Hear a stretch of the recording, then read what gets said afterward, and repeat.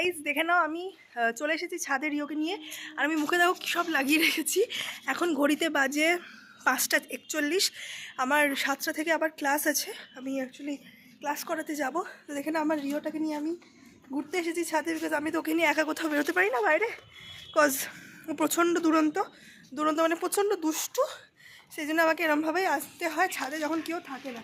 দেখো আমাকে কীভাবে টানছে, মানে মনে হয় না ও আমাকে কন্ট্রোল করছে, এতটাই ওর শক্তি আর কি এই ব্যাপারে। বাট এমনিতে কিন্তু কিচ্ছু খেতে চায় না, একদমই মন নেই খাবারের দিকে।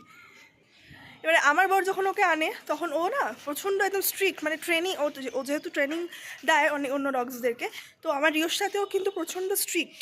এবারে জিজু বলতেও প্রচণ্ড ভয় পায় আমার রিওরা। দেখো আমাকে কীভাবে টেনে নিয়ে যাচ্ছে, জাস্ট দেখো আমাকে যেন কন্ট্রোল করছে, এরকম একটা ব্যাপার। বাট আমি কি বলো তো, আমি যদি চাই ওকে কিন্তু আমি এক্ষুনি শান্ত করে দিতে পারবো, জাস্ট এরকম রিও নন গো। বাট আমি কি চাই বলো তো, ও যেহেতু সারাটা দিনে একবারই বেরোয়, তাও ধরো কোনো দিন হলো না আমার নিয়ে বেরোনো, বা দিদির হলো না কোনো রকমে নিয়ে বেরোনো, আমরা একটু বিজি থাকলাম, সেই ক্ষেত্রে বেরোনো হলো না।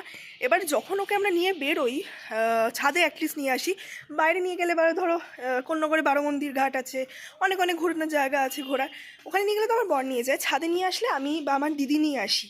বাট এখানে যদি আমি ওকে এত স্ট্রিক্ট বিহেভিয়ার করি, ওকে মারি যে চুপ কর, সাইলেন্স, তাহলে না ওর সেই ফ্রিডমটা লাগবে না। সেজন্য আমি চাই যে ও একদম নিজের মতো করে থাকুক, ও আমাকে কন্ট্রোল করছে করুক।